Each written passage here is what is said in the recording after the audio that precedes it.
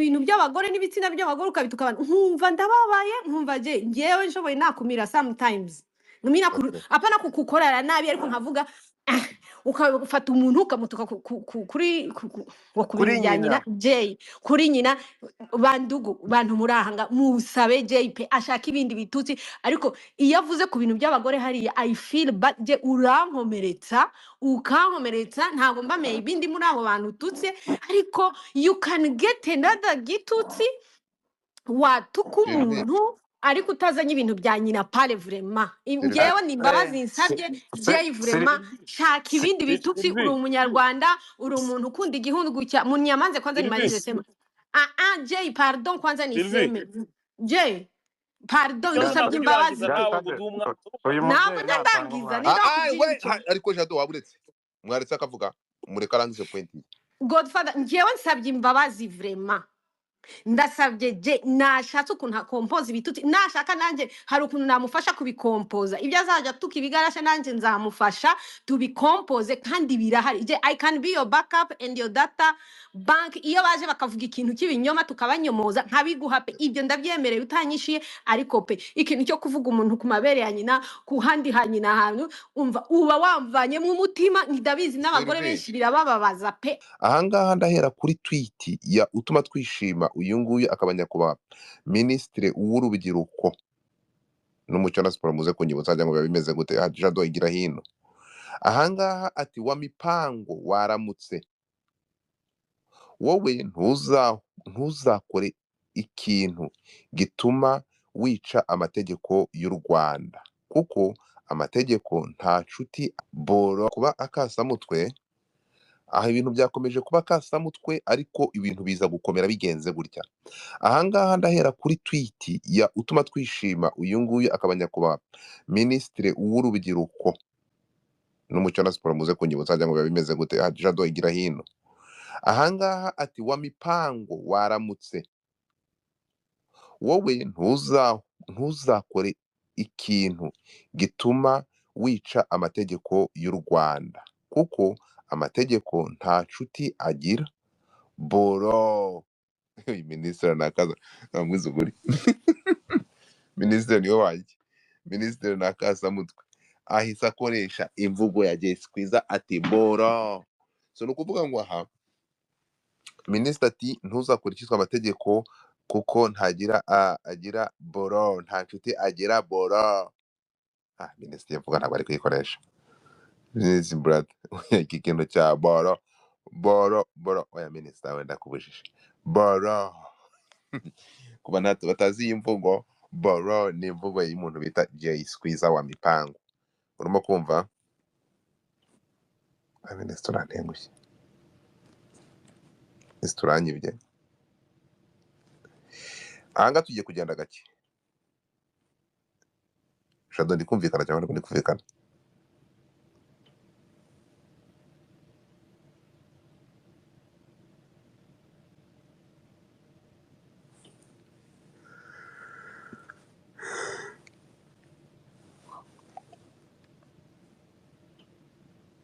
Okay. Ahangaha give me a second.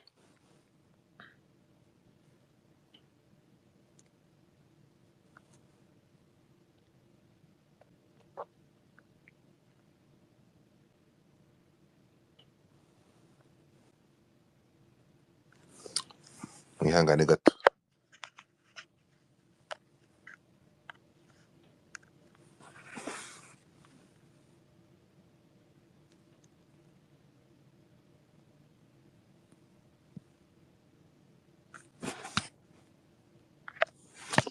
Jesus Christ.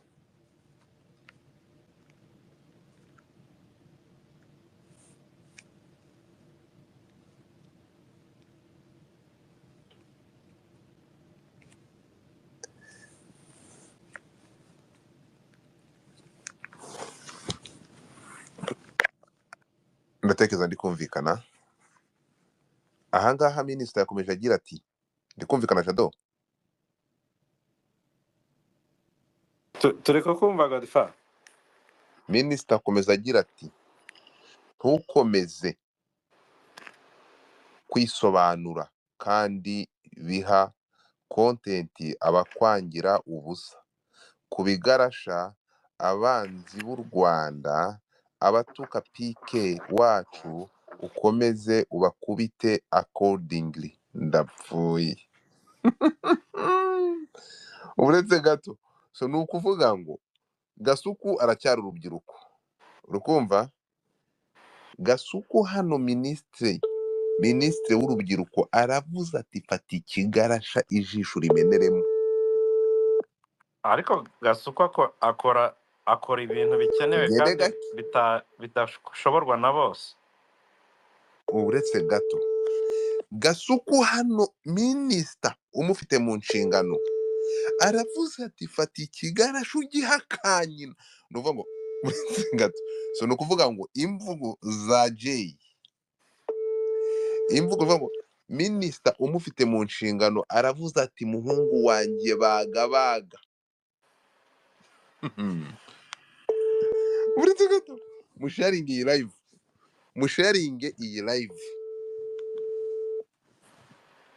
musharingire aka ka live. Sinzi ibyo ari kuvuga, turi kubyumva. Tugiye kureba Gasuku rero amagambo akoresha, nitumara kureba amagambo Gasuku akoresha, ndaza kumva ibitekerezo by'abantu batandukanye.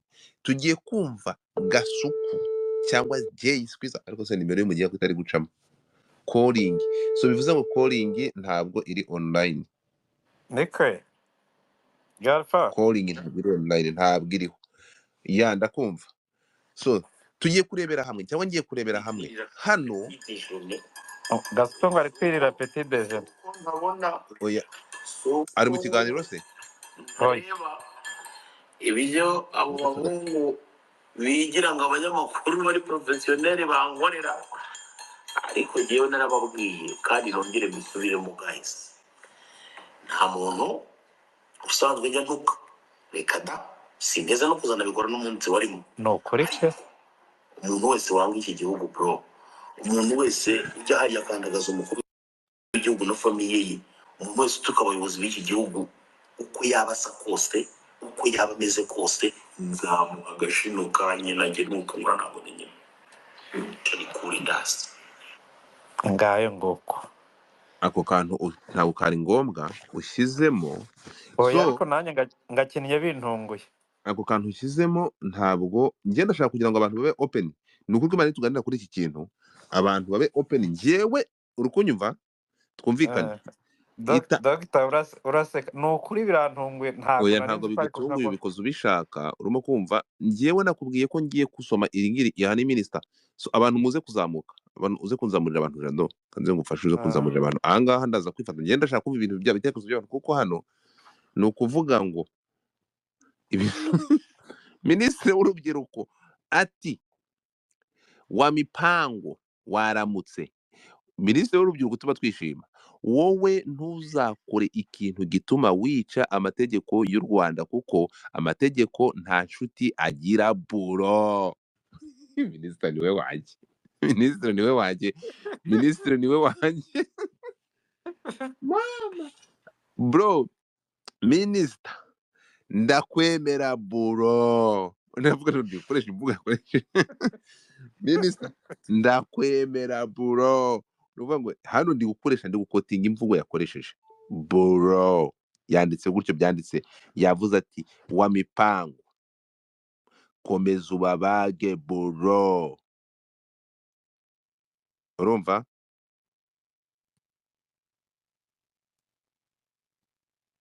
Turi kujyana.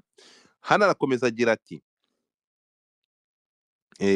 kuko amategeko nta nshuti agira buro. Ndi kubivuga neza. Akomeza agira ati ntukite ibi bintu. Ahangaha numiwe, cyangwa ahangaha niho nshaka kugira ngo tuze kuganira, tubeseriye kuri iki kintu, kuko ndashaka kugira ngo tumanze turebe ni ryari impamvu. Ndaza gutanga igitekerezo cyanjye nyuma. Ahangaha arakomeza agira ati ntukomeze kwisobanura bro. Uyu ni minisita ufite Gasuku mu nshingano, uyu ni minisitiri w'urubyiruko. Ntukomeze kwisobanura kandi biha kontenti abakwangira ubusa.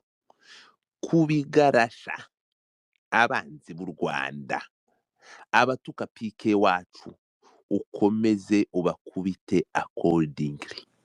J, fata akamarimari ucishe inyuma ukubitemo inyundo. So tube seri. So ahangaha ndashaka kureba ngiye ndaza gutangira nyuma y'abandi bose bari buze kuvuga. So reka tuguhereho.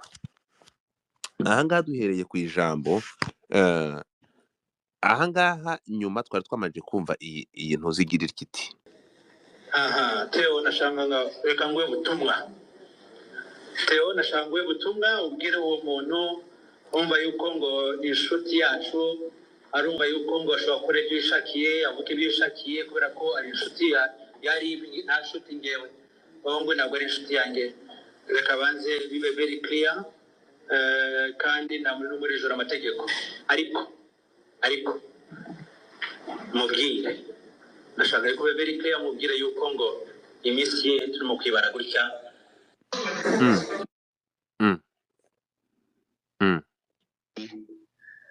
Katikati ndani ariko navuga ko magingo yangaya cyangwa se umunsi wa none ntishimye habe na gato, kandi si ubwa mbere bino bintu bibaye. Nyiga ko bitagiye kuba n'ubwa nyuma, ariko nagira ngo mbivugire ku mugaragaro ndetse n'abantu mwese mu byumve. Atazagira umuntu uvuga ngo Jessica zo mipango nawe ntujye uvuga ibibazo byawe n'ibiki byose, ariko reka bivuge uko bikomeza kuryo ku mutima, kandi nyiga ko undi wari wese wabikorerwa ashobora kuba atabyihanganira. Rimwe na rimwe nuko wenda twebwe ari abantu bajya banadufata bakagira ngo bitugire imitima ibabara, ariko turababara cyane. So ahangaha hari ijambo rya Nuza namaje kumva rya perezida. Theo yavuze Theo nashanganga reka ngwe butumwa. Yego. Theo nashangwe butumwa ubwire uwo muntu umva yuko ngo ni inshuti yacu, arumva yuko ngo ashobora gukora ibyo yishakiye, avuga ibyo yishakiye kubera ko ari inshuti yari nta nshuti ngewe. Ngo ntabwo ari inshuti yanjye. Reka banze bibe very clear kandi nta muntu muri joro amategeko. Niba ushaka kuba inshuti yanjye cyangwa inshuti ya Ribe, ugomba kubanza kubahiriza amategeko. Ariko icyo nshaka kuvuga ni iki: mu gihe Terry ataranyuzuza, ndashaka yuko ngo byumvikane neza yuko ngo abantu bakunda kuvuga ibyo bishakiye ku social media. Hari ikintu kitwa defamation cyangwa diffamation mu Gifaransa, cyangwa gusebya. Hari abantu bavuga amagambo menshi. Unfortunately, malheureusement, nuko mu myaka ishize icyo cyaha cyabaga mu mategeko y'u Rwanda, ariko ubu ngubu icyo cyaha bakivanyeho. Ya cyber crime law, kugira ngo abantu bakoresha nabi social media bahanwe. Ariko mu by'ukuri defamation cyangwa gusebya cyangwa kuvuga amagambo atari byo, rimwe na rimwe biratugora kugira ngo ukore mu cyaha mu rwego rw'amategeko. Ariko mubwire nashaka ko very clear mubwire yuko ngo iminsi ye turimo kwibara gutya, nakomeza azogwa mu cyaha kandi ntabwo tuzabura ukuntu akurikiranwa, kubera ko ntabwo dushaka kwemera yuko ngo akomeza gukora ibintu ngibyo, ariko ntabwo ari inshuti ya Ribe. Ibyo ngibyo ndabikwizeza, ntabwo ari inshuti yacu. Twebwe inshuti yacu n'abantu bakora neza, bakore mu buryo n'amategeko, kandi baduha amakuru mu buryo bwiza. Mu by'ukuri ugeragije yayise pornography, ariko ahangaha Bwana Jado nguteze amatwi. Jado, fungura mike yawe. Kohosi, fungura mike yawe. Ndakumva Godfa. Tujye mbere, wowe nyuma yo kumva ibi bintu ahangaha njye birancanze. Ndashaka kugira ngo mbwire wowe urabibona uti. Comment yawe ni iyi. Ndafungura mike, everybody come over here. Twagiye. Igihari ingarukaho cyangwa nkotinga kuri aba bayobozi nuko social media zigezaho umuntu ashobora kubyuka uko ikibazo afitanye na Godfather, ikibazo afitanye we yifiteho ubwe, icyo afite cy'amateka ye cyose akaza akagikubita hano, atamenye ngo ndavuga ibi ngibi, hakwiye kuvuga ibi ngibi, hakwiye kubyirwa abangaba. ariyo mpamvu nyine ushobora kwisanga waguye mu cyaha kuko icyaha si no gutukana ahubwo icyaha n'uburyo uvuga wenda amateka yawe uburyo uvuga amateka y'igihugu cyawe. So, hari uburyo bwinshi hano defamation nyine bavuga aho ngaho ushobora kwisanga wayiguyemo ukagonga cya gikuta cy'amategeko.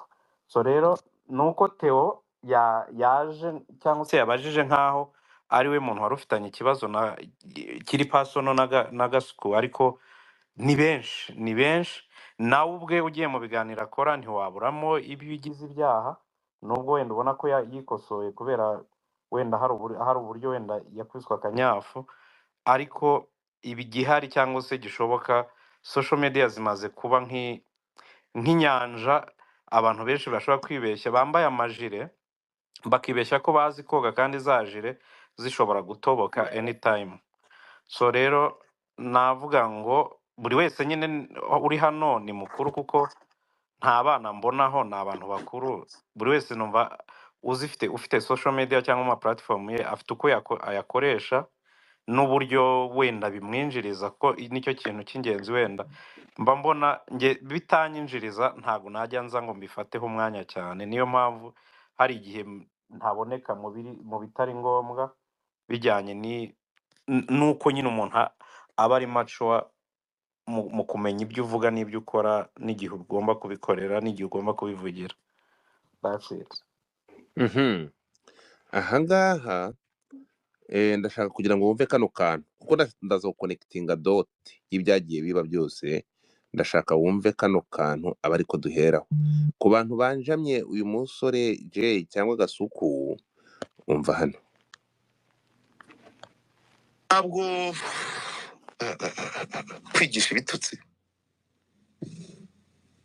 ibitutsi Gasuku atukana byamarira iki abanyarwanda? ahubwo ni ukwigisha urubyiruko gutukana. ariko hari abatukanaga babiretse, batukaga igihugu babiretse kubera ntabwo ko igihugu gitukika. batukaga abayobozi. wenda reka nkoreshe iryo simbizi. So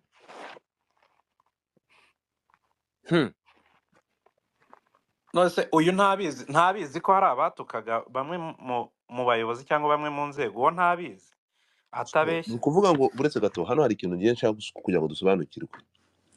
Aravuze ngo kwigisha gutukana cyangwa gutukana, bivuze ngo hanyuma akavuga ngo ibitutsi Gasuku atukana bimarira iki abanyarwanda. Bivuze ko akomfamize ko Gasuku atumwa gutukana, hari ukwigisha abanyarwanda ibitutsi. Hano hari ukuntu bimvanzemo biramvanze, ariko turaza gusobanukirwa kuko ntabwo ndirinda kuvuga uyu munsi, ahubwo ndeke platform abantu bavuge numva uko bumva ibintu. Abantu mushyiremo request muzamuke mumbwire uko mubyumva, mumbwire uko mwabyumvishe. Wari ugifite ijambo Jado, uhere kuri ibi bintu by'uyu mugabo hanyuma ukomeze umbwire wowe uko wabyakiriye n'uko byumva.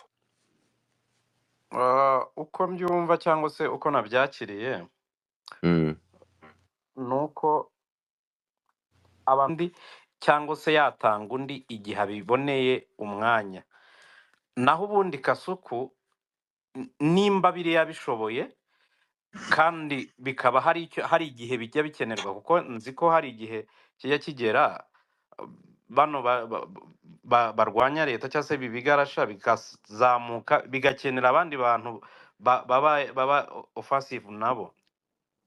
Iyo ntuza rero Gasuku arayishoboye, kandi nzi ko hari igihe nuko abanyarwanda tumeze turi babashimira mu iriro, nzi ko hari igihe ajya abikora ukabona comment nyinshi nizimushima, nizivuga ngo fatiraho komerezaho kugira gute. So rero n'uyu nguyu urimo uvuga ngo ntabyo azi, ngo ko wenda ngo hari abajya batuka abayobozi cyangwa inzego, rimwe nabyo umuntu agiye abishungura yajya abibonamo ikintu, kandi ntibijya bitinda. Ndabizi ko twese hano ahangaha tuba dufite uko tuza abantu n'uko tuyungurira ibyo bavuga n'uko tumenya n'izo background zabo ziba zimeze gute. So ku rundi ruhande Gasuku njye ku giti cyanjye si uko atarantuka, si uko ataratuka uwo nzi, ariko mbona uburyo abikoramo n'uburyo abivugamo nuko wenda we kuri we n'imico ye n'imirererwe ye ntacyo bimutwaye, ariko nabifata nk'ibintu byo kuganira, byo guterana ubuse nyine kubo babikorana. Nanjye ku buryo bibaye akanyanjama nuko naba nta muntu kasuka aravuga utamuvuze cyangwa utavuze nabi igihugu. Ni ku ruhande rwanjye, buri wese afite uko abyumva, kuko nzi ko abenshi ari abamutera amabuye, ariko iyo bikenewe ariya mabuye arayaterwa muri comment mujya mubona. Okay.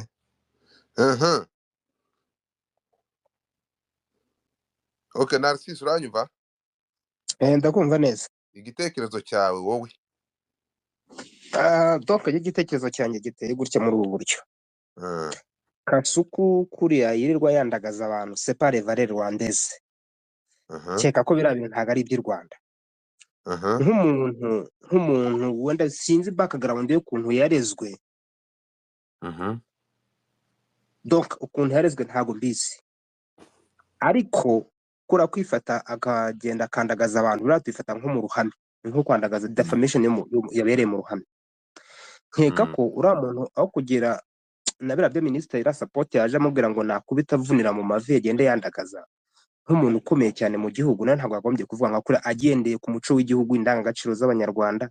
Birabyo ntabwo byakagombye, ahubwo icyiza bakagombye kugira gute kumugira inama ku buryo ushobora gusubiza abandi bantu ariko ukabikora mu buryo bwa kinyabupfura. Cyeka ko ibyo bintu byatanga umusaruro ku buryo byagenda neza. Ikindi ndaza kugarukaho cyane cyane ni ikintu kijyanye n'ibi bintu byo kugenda dusharinga ibintu. Buriya abantu baramo twita ibigarasha, akenshi usanga tugenda natwe tubanka ntuza kugera